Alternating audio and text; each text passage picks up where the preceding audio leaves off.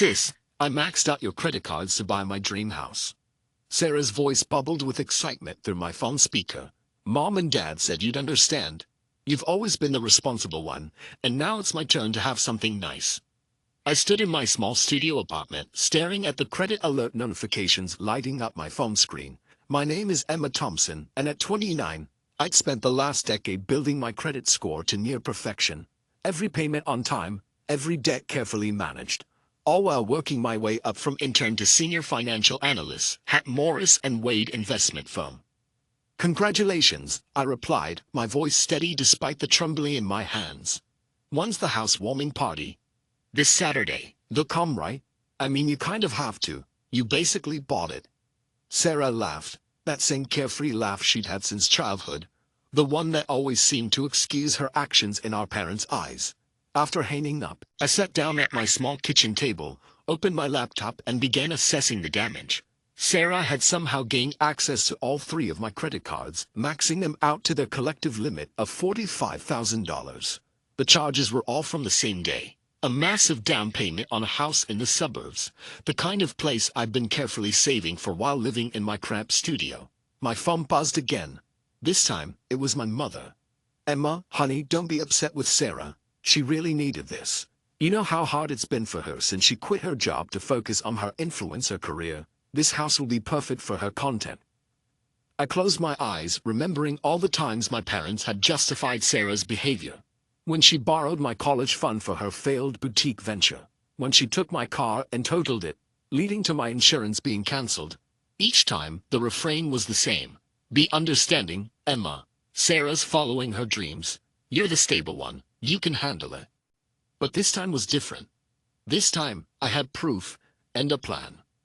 What Sarah didn't know was that 6 months ago, after she tried to take out a loan in my name, I'd installed security cameras in my apartment. I had footage of her breaking in, rummaging through my desk, and finding my credit card information. I also had emails from my parents warning me that Sarah might need to borrow some money and urging me not to make things difficult. More importantly, I had something else. Leverage. My position at Morris & Wade wasn't just about analyzing investments. I'd spent years building relationships with real estate developers, understanding market trends, and quietly laying the groundwork for my own investments. The house Sarah had just bought using my credit. It was part of a development project I'd been consulting on. The real estate agent was my colleague's wife. The property manager was my former college roommate. As I scrolled through my phone, another message popped up, this time from Sarah's Instagram. Dreams do come true. Can't wait to show everyone my new home at Saturday's housewarming party. Hashtag bliss, hashtag new chapter, hashtag dream house. I smiled, screenshotted the post, and added it to my growing file of evidence. Then I made 3 calls, 1 to my lawyer, 1 to the real estate agent, and 1 to accept the invitation to Sarah's housewarming party. The next few days passed in a blur of preparation. Sarah's social media was filled with photos of her shopping for furniture, picking out curtains, and posting inspirational quotes about claiming what you deserve. My parents called several times, alternating between guilt trips and attempts at rationalization. Emma, you need to sign these papers for Sarah's mortgage, my father insisted during one call. It's just a formality, she's good for it. Of course, Dad, I replied. I'll bring everything to the housewarming party. We can take care of it all then. The day of the party arrived bright and sunny. I parked my modest car among the luxury vehicles lining the suburban street, watching Sarah flit from guest to guest in a designer dress that probably cost more than my monthly rent. Our parents stood proudly by her side, beaming as she showed off the granite countertops and custom cabinetry. Emma, Sarah squealed when she saw me, rushing over for a hug, as though she hadn't just committed credit card fraud. Isn't it amazing? I can totally pay you back once my lifestyle blog takes off. Mom and Dad said you're fine waiting, right? I hugged her back, feeling the expensive fabric of her dress.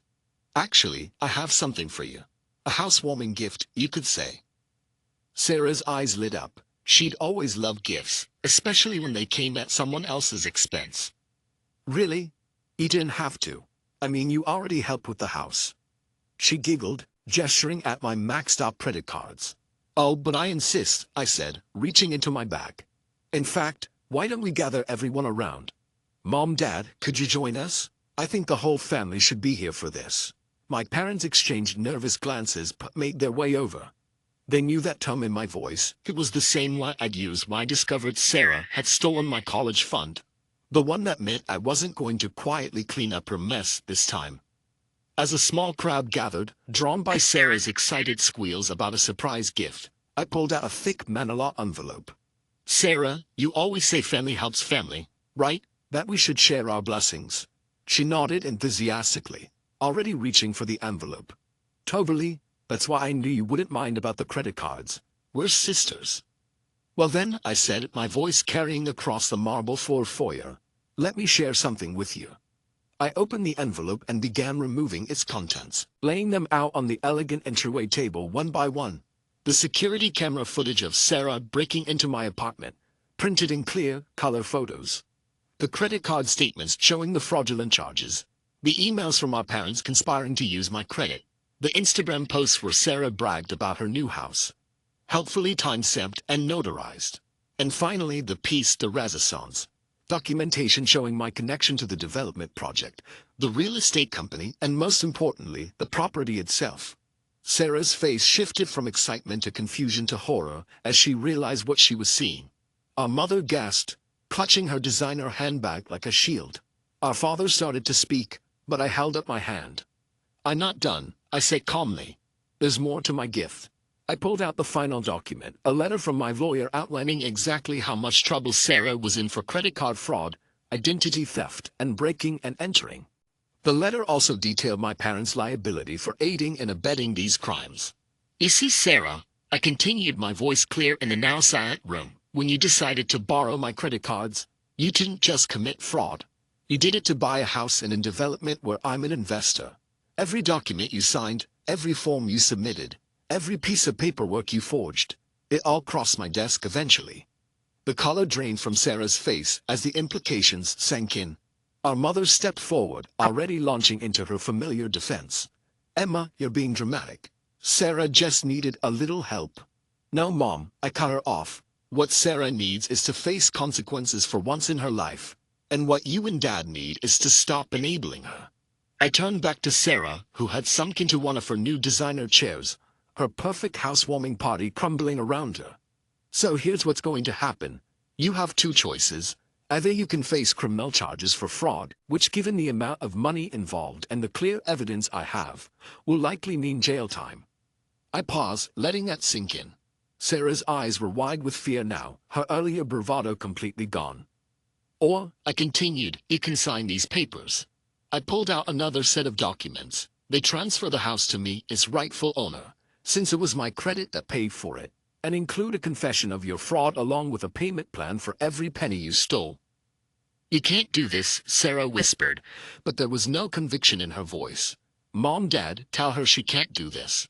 Our parents stood silent for once, perhaps finally realizing they couldn't fix the situation with guilt trips and family obligations.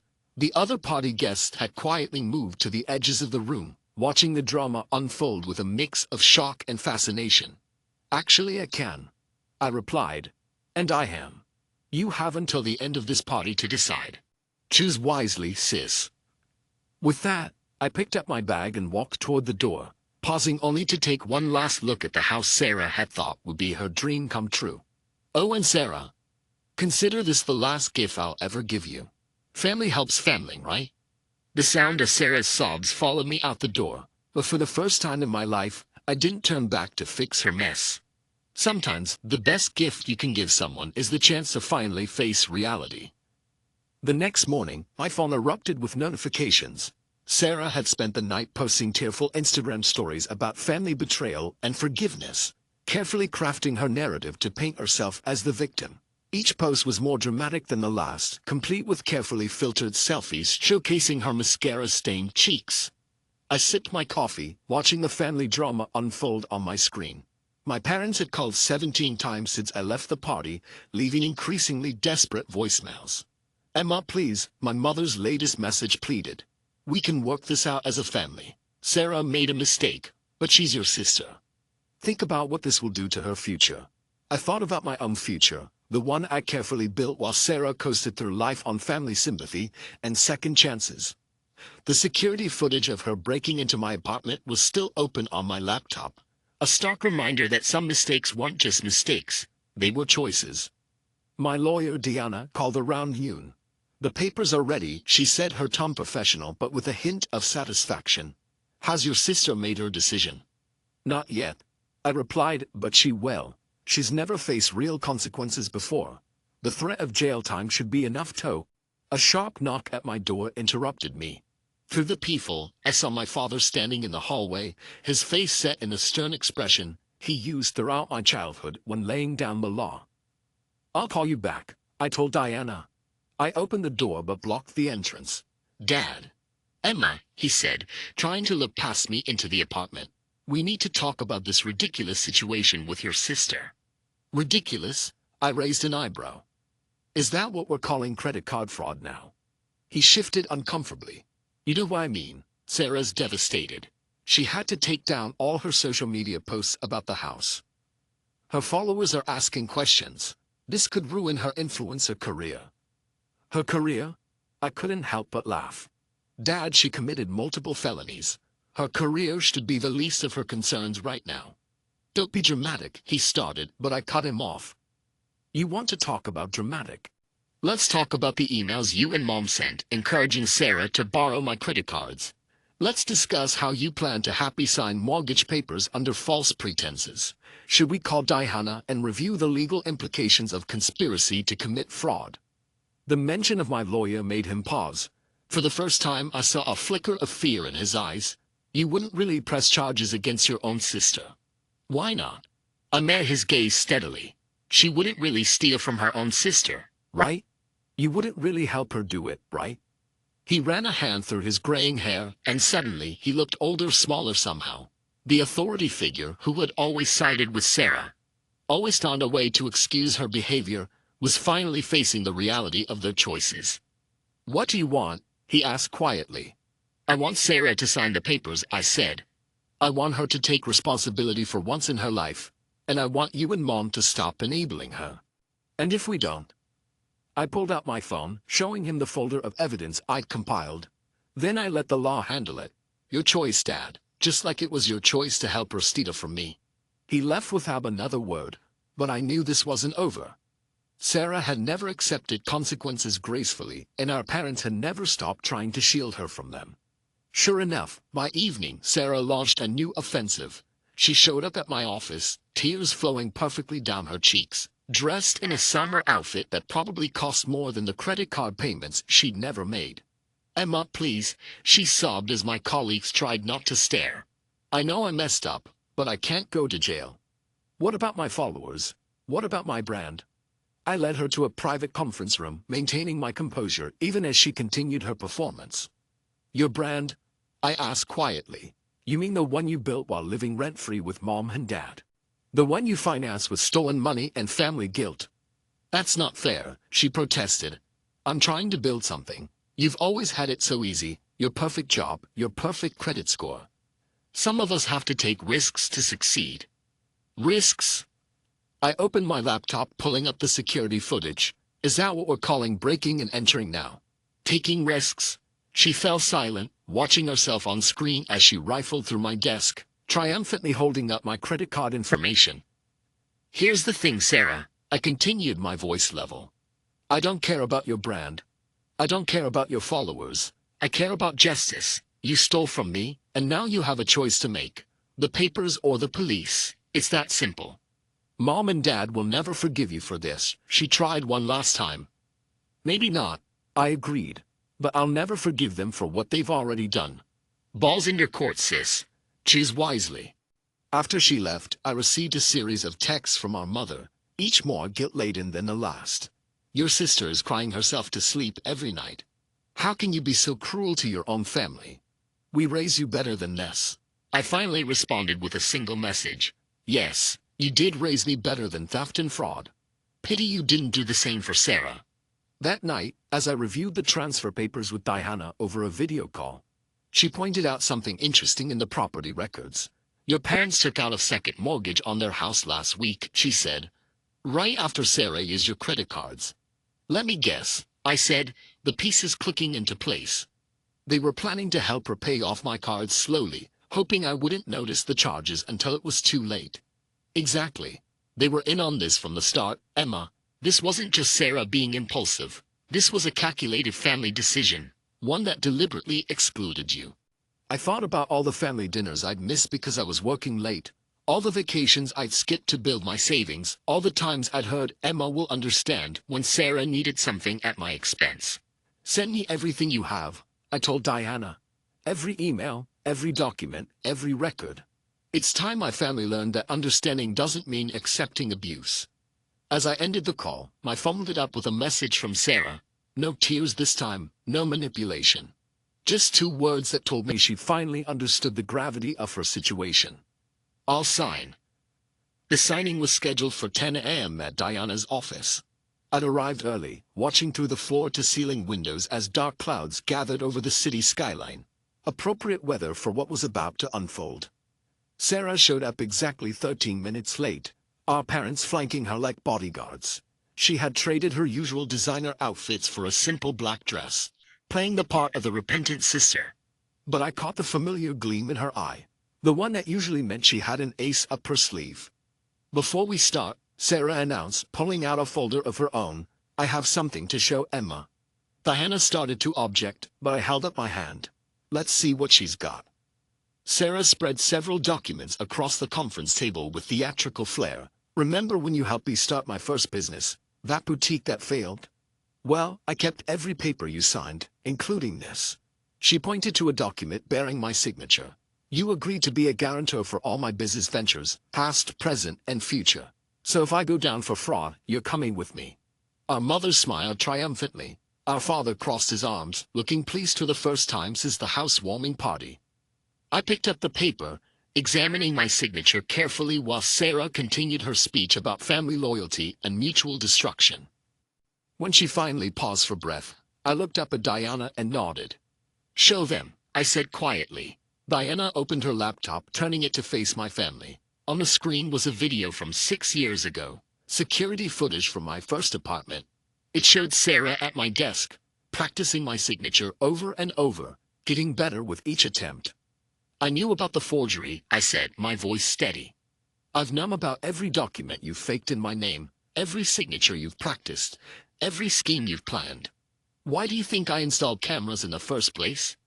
Sarah's smug expression cracked. You're bluffing. This isn't. October 15th, 2019, I cut her off. You broke into my apartment while I was at work, used my computer to print blank contracts, and spent 2 hours perfecting my signature. I have it all on video. Just like I have footage of you stealing my credit card information last week. I turned to her parents, who had gone very still, and I have every email you sent encouraging her. Every text message planning how to hide the theft. Every piece of evidence showing this wasn't just Sarah acting alone. This was a family conspiracy. Why didn't you stop her? My mother whispered. If you knew all along. Because I needed to know how far you'd go, I replied. I needed to understand if there were any limits to how much you'd let her take from me. Apparently, there weren't. Diana cleared her throat, sliding the real transfer papers across the table. Your attempt at blackmail has been noted and added to our evidence file. Now, shall we proceed with the original agreement, or would you prefer to take this matter to court? Sarah's hands trembled as she stared at the papers. The fake documents she brought lay forgotten, her failed power play hanging heavy in the air. Sign them, our father said suddenly, his voice gruff. Sign them and let's end this. Dad, Sarah turned to him in shock. But you said. I said we try it your way, he cut her off. It didn't work. Sign the papers before your sister decides jail time is better than a payment plan. I watched as Sarah's world crumbled around her. The sister she thought she could manipulate, the parents she'd expected to fix everything. The schemes she'd always relied on, none of them were working anymore. With shaking hands, she picked up the pen. Her signature was nothing like mine, messy, uncertain, real. As Diana notarized the documents, my mother made one last attempt. Emma, please, we can still fix this as a family. Sarah will pay you back slowly. We'll all work together. Now, Mom, I said firmly, we're far past that now. This isn't about money anymore. This is about consequences. What do you want from me? Sarah asked quietly, looking younger than I'd seen her in years. I want you to grow up, I replied. I want you to learn that actions have consequences. And I want you to understand that family doesn't mean being a doormat for abuse. I gather my copies of the signed papers, nodding to Diana. The house will be listed for sale next week. The proceeds will pay off my credit cards and cover the legal fees. Whatever's left will go toward your debt. You have 5 years to pay back the rest. And if I don't? Some of Sarah's defiance had crept back into her voice. Then I take everything. The evidence goes to the police, your influencer career becomes a cautionary tale about fraud, and Mom and Dad face charges as accessories. Your choice, just like always. Only this time, I won't be around to save you from a fallout. As I walked out of Diana's office, I heard my mother start to cry and my father try to comfort Sarah. But for the first time in my life, their pain wasn't my problem to fix. The clouds had broken outside, sunlight streaming through in bright shafts. Looking up at the clearing sky, I felt lighter than I had in years. Sometimes the heaviest chains are the ones we forge ourselves, link by link, in the name of family obligation. I've finally broken free. 1 year later, I stood in front of the house that had started it all. The sold sign swayed gently in the spring breeze, a fitting end to this chapter of our family saga. The sale had exceeded expectations, clearing my credit card debt and leaving Sarah with a smaller balance to repay. My phone buzzed, a text from Sarah. I made this month's payment early, just wanted you to know. It was a small thing, but significant. Over the past year, Sarah had made every payment on time, taken a real job at a marketing firm, and slowly begun building a life based on actual work rather than manipulation. Losing the house and facing the threat of legal consequences had finally forced her to grow up. I typed back a simple "received, thank you," and slipped my phone into my pocket. Our relationship would never be what it was before. Too much had been broken. But at least now, it was honest. My parents had gone through their own transformation. The first few months after the signing were rough, filled with guilt-trip attempts and tearful voicemails about family loyalty. But when they realized I wouldn't budge, something shifted. I've been seeing a therapist. My father told me during our first coffee meeting in 6 months. She's helping me understand why we enabled Sarah for so long. Why we put so much on you. My mother took longer to come around. Last week, she left a message that still played in my mind. I'm sorry, Emma, not just for what happened with Sarah, but for every time he made you feel like your boundaries didn't matter. You deserve better. Diana had kept all the evidence files just in case, but we hadn't needed them. The threat of consequences had proven more effective than the consequences themselves. The house's new owners were a young family with 2 kids. Sometimes I drove by and saw them playing in the yard, making the home their own. It felt right somehow. The house that was supposed to be Sarah's influencer backdrop had become someone else's genuine dream. My own life had changed too. The promotion I'd been working toward came through, partly because of how I'd handled the investment property situation. You showed excellent judgment and risk management skills. My boss had said, that's exactly what we need in a chief investment officer. I used part of my new salary to buy a small but elegant condo overlooking the city. No security cameras this time. I didn't need them anymore. The people whom I had betrayed me had learned their lesson. Sarah's influencer career had taken a hit when she suddenly went quiet about her dream house. But she'd adapted.